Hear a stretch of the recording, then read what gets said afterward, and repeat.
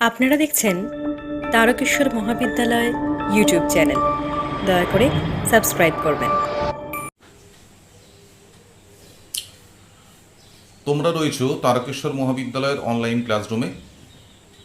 আমি তোমাদের সঙ্গে এই ক্লাসটা শেয়ার করছি related to the prose piece strong roots written by doctor APJ Abdul Kalam. আমরা টেক্সটের বেশ কিছু ভাইটাল পার্ট পেরিয়ে এসেছি। আমি আগের ক্লাসে বলেছিলাম, তোমরা যদি পিসটা ভালো করে লক্ষ্য করো তাহলে দেখতে পাবে প্রত্যেকটা paragraph deals with a separate subject. প্রত্যেকটা প্যারাগ্রাফের বিষয়বস্তুর মধ্যে কিন্তু তফাৎ আছে। তার কারণ, এই ধরনের অটোবায়োগ্রাফিতে, বিশেষ করে ডক্টর এপিজে আব্দুল কালামের মতো মানুষের অটোবায়োগ্রাফিতে জীবনের সমস্ত ঘটনা তুলে ধরা প্রায় অসম্ভব। তাহলে সেটা একটা বা দুটো মহাভারতের চেহারা নেবে। যার ফলে while describing about himself, about his surroundings, about his parents, he must have to be selective in nature. তাকে অবশ্যই বেছে বেছে কিছু ঘটনার উল্লেখ করতে হবে, তা না হলে বইয়ের যে স্বাভাবিক আকার সেটাকে হয়তো ছাপিয়ে যেতে পারে। এখন আমরা যে অংশটা পড়তে যাচ্ছি, যে প্যারাগ্রাফটা আজকে শুরু করব, that's also no less vital from the point of view of philosophy and psychology. In addition to that, the concept of spirituality, এই দিক থেকে কিন্তু এই প্যারাগ্রাফটাও কোনো অংশে কম নয়। My father could convey complex spiritual concepts in very simple down to earth Tamil. Convey কথাটার মানে হচ্ছে give. My father could convey, আমার বাবা দিতে পারতেন, আমার বাবা বলতে পারতেন, ব্যাখ্যা করতে পারতেন complex spiritual concepts. Spiritual concepts, concept মানে হচ্ছে ধারণা। আসলে ধর্মশাস্ত্রগুলো তো সবচেয়ে উৎকৃষ্ট মানের সাহিত্য, সবচেয়ে উৎকৃষ্ট মানের বিজ্ঞান চর্চা। এটা জানলে তোমরা অবাক হবে যে according to scholars, a spiritual person takes birth out of the combination of a poet, a great literary personality, a scientist and a philosopher. তার মানে হচ্ছে বিজ্ঞান, দর্শন এবং সাহিত্যের যে সর্বোচ্চ গুণাবলী, তার সমাহারে তৈরি হয় একজন ধার্মিক। যার ফলে ধর্মের যে ধারণাগুলো বিভিন্ন ধরনের ধর্মগ্রন্থে এক্সপ্রেসড হয়েছে, তার মর্মার্থ অনুধাবন করা is not an easy task. যার ফলে ধর্মগ্রন্থ আমি পড়ব ভাবলেই it is not always possible to understand the meanings expressed by those religious books. It may be of any religion, যে কোনো ধর্মের ধর্মগ্রন্থই বলো না কেন, সেটার মর্মার্থ অনুভব করা কিন্তু খুব সোজা কাজ নয়। যার ফলে এপিজে আব্দুল কালামের বাবা জয়নুলাবাদী আবদিন যেটা করতেন, ধর্মের যে জটিল আধ্যাত্মিক ধারণাগুলোকে he could express it in very simple down to earth Tamil. Down to earth, সাদাসিধে, মাটির কাছাকাছি। তাহলে আমার বাবা যেটা করতে পারতেন সেটা হলো আধ্যাত্মিক যে জটিল ধারণাগুলোকে, সেগুলোকে অত্যন্ত সাদাসিধে, অত্যন্ত সরল ব্যাখ্যা করতে পারতেন। হি ওয়ান্স টোল্ড মি, তিনি একবার আমাকে বলেছিলেন, এরপরের যে অংশটা, লাইনের বাকি অংশটা বা টোটাল প্যারাগ্রাফের বাকি অংশটা, এটা হচ্ছে actually speech under quotation. The speech was actually uttered by APJ Abdul Kalam's father Jainulabdeen. তাঁর বলা একটা বক্তব্যের অংশ এখানে ডক্টর এপিজে আব্দুল কালাম তার আত্মজীবনীতে রেকর্ড করছেন। তার বাবা কি বলেছিলেন? In his own time, in his own place, in what he really is and in the stage he has reached, good or bad. এখানে হি কি? হি মে বি সামওয়ান, কোনো একজন ব্যক্তি। তার যদি আমরা মূল্যায়ন করতে বসি, তাহলে দেখতে পাবো জীবনের বিভিন্ন ধাপে বিভিন্ন ধরনের অভিজ্ঞতা সঞ্চয় করে সে নিজেকে ক্রমশ পরিবর্তিত করতে করতে করতে করতে একটা পর্যায়ে এনে পৌঁছেছে। সে পরিবর্তনশীলতা, বিশ্বব্রহ্মাণ্ডের পরিবর্তনশীলতার নিয়ম মেনেই। তার কারণ বিশ্বব্রহ্মাণ্ড 1 সেকেন্ডের 1,00,000 ভাগের 1 ভাগ সময়ের জন্য থমকে দাঁড়ায় না। আমাদের জীবনও তাই, always revolving, always taking birth a new self within one's self. প্রতি মুহূর্তে আমাদের আত্মার, আমাদের সত্তার পরিবর্তন সংগঠিত হচ্ছে। সে পরিবর্তন হতে পারে ভালো থেকে খারাপ, সে পরিবর্তন হতে পারে খারাপ থেকে ভালো। কিন্তু একটা মানুষের যখন আমরা মূল্যায়ন করতে বসবো, তাকে মূল্যায়ন করতে গেলে কি কি চিন্তাভাবনা মাথার মধ্যে রাখতে হবে? In is on time. যে মানুষটার আমরা মূল্যায়ন করছি তার সময়ের সাপেক্ষে, ইন ইজ ওন প্লেস, সে যে জায়গায় অবস্থান করছে সেই অবস্থানের সাপেক্ষে, in what he really is, প্রকৃতপক্ষে সে যা, and in the stage he has reached, এবং যে পর্যায়ে সে নিজেকে উন্নীত করেছে, গুড অর ব্যাড, সেই বর্তমান পরিস্থিতিটা হতে পারে তোমার কনসিডারেশনে ভালো বা তোমার কনসিডারেশনে খারাপ। এবার প্রশ্ন, আমি এর মাঝে একটা ছোট্ট আলোচনা করিনি, the concept of good and bad.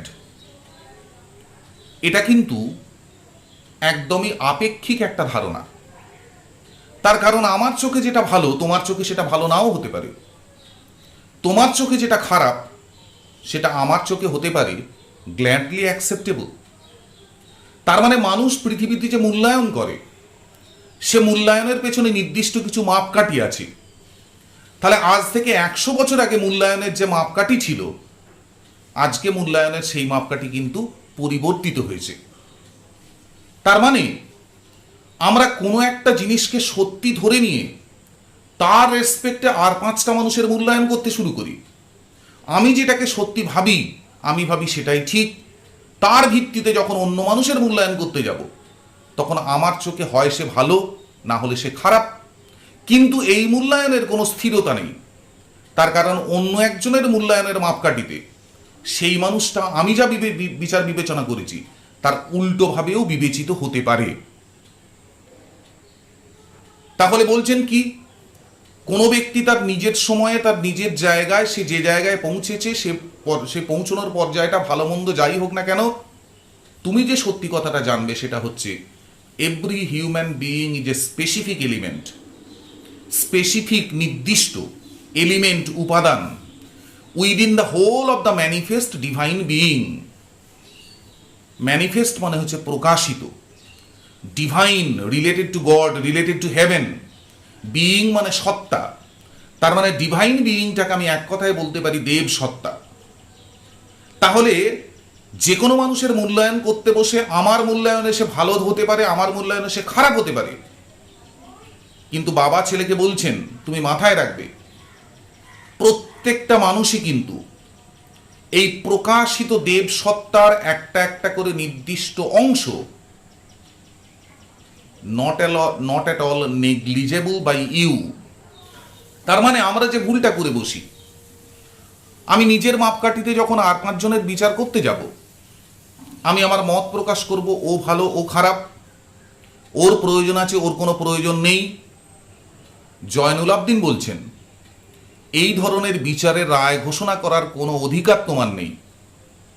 তার কারণ সে বুদ্ধিমত্তার অধিকারী পৃথিবীর কোনো মানুষ নয়। তাহলে ভালো মন্দের যে বিচার, সে বিচার যিনি করতে পারেন তিনি হচ্ছেন সৃষ্টিকর্তা, দ্য গড হিমসেলফ। তাহলে মানুষকে কেউ এই মহান দায়িত্ব হাতে তুলে দেয়নি যে তুমি বিচার করে বলো এ ভালো এ খারাপ। তাহলে বাবার মতে আমাদের মতো সাধারণ মানুষের কর্ম কি? প্রত্যেককে সমান গুরুত্ব দিয়ে বিচার করা। তার কারণ অ্যাকর্ডিং টু রিলিজিয়ান প্রত্যেকটা মানুষ এ পৃথিবীতে সমান গুরুত্বপূর্ণ। তার কারণ প্রত্যেকটা মানুষই হচ্ছেন সর্বশক্তিমান ভগবান বা সৃষ্টিকর্তার যে প্রকাশিত দেবসত্তা, সেই দেবসত্তার একটা করে অঙ্গ। No less great, no less bad. কোনো দিক থেকে সে অধিক মহানও নয়, কম মহানও নয়, প্রত্যেকটার একটা করে নির্দিষ্ট উপস্থিতি আছে। দর্শনের এটা একটা উচ্চ মার্গ। এ মার্গের আলোচনা বুঝতে গেলে অনেক পরিশ্রম করতে হবে, অনেক মেন্টাল ম্যাচিউরিটির দরকার। আমি ছোটোখাটো দুটো একটা উদাহরণ দিয়ে তোমাদেরকে বোঝানোর চেষ্টা করছি। ধরো, আমরা জানি মহাকাব্যে আমরা যেটা পাই, ভগবানের বিরুদ্ধে শয়তান লড়াই করেছিল এবং শয়তান পরাজিত হওয়ার পর তাকে পাঠিয়ে দেওয়া হয় নরকে। সেই থেকেই নরকের শুরু। তাহলে আমাদের মনে খুব স্বাভাবিকভাবে প্রশ্ন জাগতে পারে, শয়তানের উদ্ভব হলো কোথা থেকে? স্বয়ং ভগবান যদি বিশ্বব্রহ্মাণ্ডের সৃষ্টিকর্তা হন, স্বয়ং ভগবান যদি এই বিশ্বব্রহ্মাণ্ডের প্রথম মানুষ হন, মানে প্রথম সৃষ্টিকর্তা হন, তাহলে এই বিশ্বব্রহ্মাণ্ডে ভালো মন্দ যা কিছু সৃষ্টি হয়েছে তা তো সৃষ্টি হয়েছে এই একই ভগবানের হাত ধরে। তার মানে আজকে যাকে আমরা শয়তান বলি, যাকে নরকবাসী বলি, সেও কিন্তু স্বয়ং ভগবানেরই সৃষ্টি। তাহলে লক্ষ্য করে দেখো, আমরা যারা মূর্খ, ধর্মের এই উচ্চ মার্গ অনুভব করতে যারা অপারগ, আমরা কিন্তু ভগবানকে বলি খুব ভালো, শয়তানকে বলি খুব খারাপ। কিন্তু ভালো করে বিচার বিবেচনা করলে দেখতে পাবে শয়তানিও কিন্তু ভগবানের গুণাবলীরই একটা অংশ। তাহলে এই যে বৈপরীত্যমূলক অবস্থান বিশ্বব্রহ্মাণ্ডে, এটাই কিন্তু বিশ্বব্রহ্মাণ্ড সৃষ্টির পেছনে ভগবানের মাধুর্য। বৈপরীত্য ছাড়া জীবনের প্রকৃত আনন্দ কিন্তু no one can deduct out of life. ভালো করে ভেবে দেখো, পরীক্ষায় কিছু ছেলে মেয়ে ফেল করে বলেই যারা পাশ করে, যারা ভালোভাবে পাশ করে, তাদের এত কদর। তার মানে পরীক্ষায় যদি কেউ ফেল না করতো, তাহলে যারা পাশ করছে তাদেরকে নিয়ে লোকে কিন্তু আলাদা করে নাচানাচি করতো না। তাহলে মোদ্দা কথা, বাবা ছেলেকে কি বললেন? পৃথিবীর ভালো মন্দ বিচারের দায় তোমার নয়, ভালো মন্দের বিচার তিনি করবেন যিনি এই বিশ্বব্রহ্মাণ্ড সৃষ্টি করেছেন। তুমি শুধু একটি কথা জানবে, সেটা কি? বিশ্বব্রহ্মাণ্ডে তুমি যা কিছু দেখছো সবই কিন্তু সেই সৃষ্টিকর্তা ভগবানের বহিঃপ্রকাশ। তার মানে তোমাকে বিচার করার দায় কেউ নিতে বলেনি। তুমি যেটা করবে সেটা হচ্ছে, each and everyone in this universe, you will consider them with equal importance. তুমি প্রত্যেককে সমান গুরুত্ব দিয়ে বিচার বিবেচনা করবে। So why be afraid of difficulties, sufferings and problems? তাই মানুষের জীবনে যখন সমস্যা আসবে, যখন তোমার কাঠিন্য আসবে, যখন তোমার দুঃখ কষ্ট আসবে, তখন এত বিচলিত হবে কেন? তখন এত ভাববে কেন?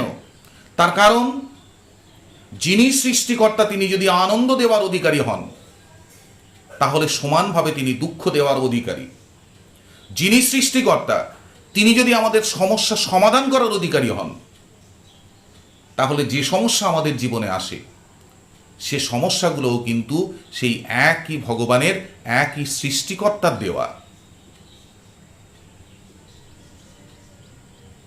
তাই তোমার জীবনে যখন দুঃখ নেমে আসবে, any kind of difficulties, sufferings or problems, বিচলিত হওয়াটা কিন্তু আমাদের কাজের মধ্যে পড়ে না। তার কারণ, তুমি জেনে রাখবে প্রত্যেকটা ঘটনা যা কিছু বিশ্বব্রহ্মাণ্ডে ঘটে তার পেছনে সৃষ্টিকর্তা ভগবানের নির্দিষ্ট একটা লক্ষ্য কাজ করে। When troubles come, try to understand the relevance of your sufferings. Relevance, প্রাসঙ্গিকতা, সাফারিংস, যন্ত্রণা, ভোগ। তাহলে তোমার জীবনে যেদিন দুর্যোগ নেমে আসবে, তুমি যেদিন সমস্যার সম্মুখীন হবে, তুমি যেদিন কষ্ট পাবে, তখন উতলা হও না, হাহুতাশ করো না। সৃষ্টিকর্তাকে দোষারোপ করার চেষ্টা করো না। তার কারণ তুমি জানবে যে প্রত্যেকটা মানব জীবনের প্রত্যেকটা দুঃখ, কষ্ট, যন্ত্রণার পেছনে নিশ্চয়ই কোনো প্রাসঙ্গিকতা আছে, রেলিভ্যান্স। দেখো, এই জায়গার আলোচনা করতে গিয়ে আমরা খুব সুন্দরভাবে নিউটনস থার্ড লকে অ্যাপ্লাই করতে পারি। What is Newton's third law? Every action has it same and opposite reaction. প্রত্যেক ক্রিয়ারই সমান এবং বিপরীত প্রতিক্রিয়া আছে। তার মানে এই যে বাবা ছেলেকে বলছেন, যখনই জীবনে কোনো যন্ত্রণা আসবে, কষ্ট আসবে, দুঃখ আসবে, উতলা হয়েও না, তুমি স্থির চিত্ত হয়ে বোঝার চেষ্টা করো ওই যন্ত্রণার, ওই দুঃখের, ওই কষ্টের প্রাসঙ্গিকতা কি। এবং এইভাবে স্থির মস্তিষ্কে যখন তুমি চিন্তা ভাবনা করবে, তখন তুমি বুঝতে পারবে তোমার যে যন্ত্রণা, তোমার যে পরিমাণের যন্ত্রণা, দেখতে পাবে সমপরিমাণ যন্ত্রণা তুমি আগে কাউকে নিজের অজান্তে বা সচেতনভাবে অন্য কাউকে সেই যন্ত্রণা তুমি দিয়েছ। তার মানে পৃথিবী এমন এক অদ্ভুত জায়গা, human life is such a kind of beautiful mysterious phase, যেখানে তোমাকে জীবদ্দশাতেই তোমার কৃত প্রত্যেকটা কর্মের মূল্য চুকিয়ে যেতে হবে। তুমি যদি আর 5টা মানুষকে শ্রদ্ধা করো, তুমি নিশ্চিত থাকতে পারো তুমি জীবনে শ্রদ্ধা পাবে। তুমি আর 5টা মানুষকে যদি যন্ত্রণা দাও, তাহলে নিশ্চিত থাকবে আজ না হলে কাল তোমার এ পৃথিবী ছেড়ে চলে যাওয়ার আগেই you must have to get prize out of it. তাই তোমরা তোমাদের আচরণগুলো কোনো না কোনোভাবে সবসময় নজরে রাখবে, সবসময় খেয়াল করবে। লক্ষ্য করে দেখবে একটা জিনিস, যে ছেলে মেয়ে তার বাবা মাকে খেতে দেয় না, যে ছেলে মেয়ে তাদের বাবা মাকে কষ্ট দেয়, তাদের জীবনেও কিন্তু ওই একই কষ্ট ফিরে আসে ভবিষ্যতে, হয়তো দ্বিগুণ হয়ে, হয়তো 3 গুণ হয়ে, হয়তো বা 4 গুণ হয়ে। So such a kind of philosophical lesson is here given by Jainulabdeen to APJ Abdul Kalam. তাহলে কি বলছেন তিনি? When troubles come, try to understand the relevance of your sufferings. তোমার জীবনে যখন সমস্যা আসবে, তখন তুমি সেই সমস্যার কেন এলো তার প্রাসঙ্গিকতাটাকে অনুভব করার চেষ্টা করবে। জীবনে সুখ যেরকম দরকার, দুঃখ সমান পরিমাণ দরকার। দুঃখ না থাকলে সুখের কোনো মাধুর্য থাকে না। আর দুঃখ জিনিসটা মানুষের জীবনে কতটা প্রয়োজন, সেটা জয়নুল আবেদিন তার ছেলেকে ব্যাখ্যা করে শোনাচ্ছেন। অ্যাডভার্সিটি মানে হচ্ছে প্রতিকূল অবস্থা।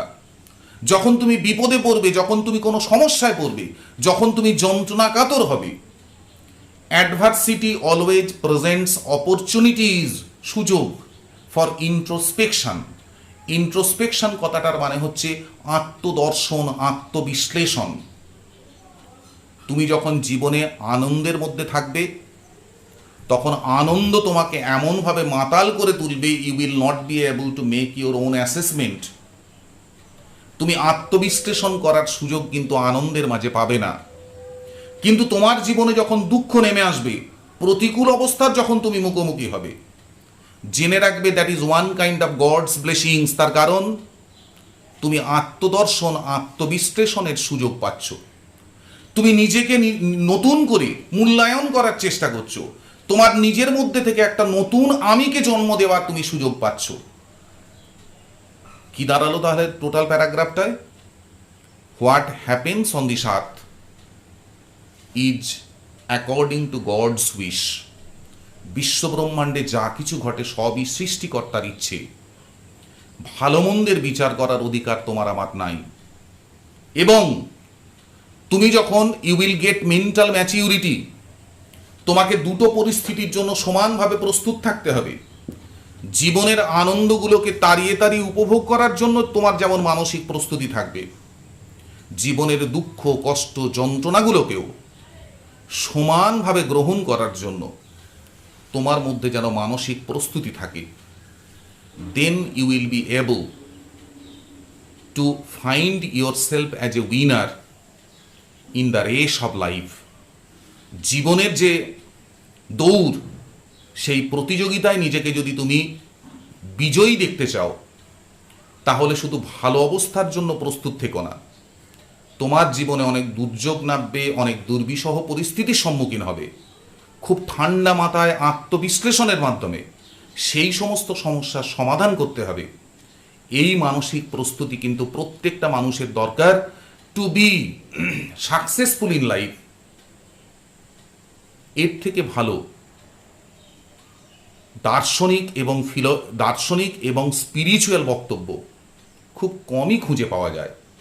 এত উচ্চমার্গের বক্তব্য coming from Joynal Abedin for his son, তাহলে তোমরা নিশ্চয়ই বুঝতে পারছো একজন দেশ নায়ক তৈরির পেছনে, একজন সর্বোচ্চ মানের মানুষ তৈরি করার জন্য তার বাবা মা, তার নিকট আত্মীয়দের ভূমিকাটা কত সুন্দর হতে হয়।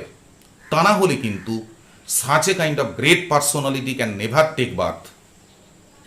তার মানে এপিজে আব্দুল কালাম ওই ধরনের ঐশ্বরিক বাবা মা পেয়েছিলেন বলেই বোধহয় আমরা এপিজে আব্দুল কালামকে বর্তমান যে রূপে দেখতে পাই সেটা দেখতে পেয়েছিলাম। Otherwise APJ Abdul Kalam could never be the APJ Abdul Kalam that we know. কোথা থেকে আসছে? তার বাবার দার্শনিক দৃষ্টিভঙ্গির প্রতিফলন, দার্শনিক দৃষ্টিভঙ্গির understanding with the maturity when enters into APJ Abdul Kalam, he gradually is making himself better and better a self। সে নিজেকে আরো উন্নত সত্তায় পরিণত করছে। সো এতক্ষণ পর্যন্ত যে প্যারাগ্রাফটা নিয়ে আমরা আলোচনা করলাম হতে পারে আকারে 5-6 লাইনের, but from the essence, but from the gravity of expression, you may call it a part of some religious book, a part of some great philosophy, a part of some great science। তার কারণ লক্ষ্য করো, আমরা বিজ্ঞানের প্রত্যেকটা ব্যাখ্যাকে পরিষ্কারভাবে সাহিত্যের প্রত্যেকটা ব্যাখ্যার সঙ্গে যুক্ত করতে পারি। দর্শনের প্রত্যেকটা ব্যাখ্যার মধ্যে we can find scientific analysis. This is the true essence of literature which we are reading নাও। তুমি মনে করে দেখো, একদম আত্মজীবনের শুরুতে এপিজে আব্দুল কালাম বলেছিলেন, my father Jainulabdeen had neither much formal education nor much wealth. এখন কি মনে হচ্ছে সত্যি সত্যি একটা মানুষের জীবনকে ফ্রুটফুল করার জন্য ফর্মাল এডুকেশনের কি খুব বেশি দরকার আছে? Probably not. তার কারণ এপিজে আব্দুল কালাম বাবার সম্পর্কে বলতে গিয়ে বলেছিলেন আরো, he had great innate wisdom. তার মধ্যে যেটা রয়েছে অন্তর্নিহিত জ্ঞানভাণ্ডার, সেই জ্ঞানভাণ্ডারের একটা একটা করে মণিমুক্তের স্পর্শ কিন্তু আমরাও পাচ্ছি through the description, through the quotation quoted by APJ Abdul Kalam, uttered by his own father। That's the end for the present moment।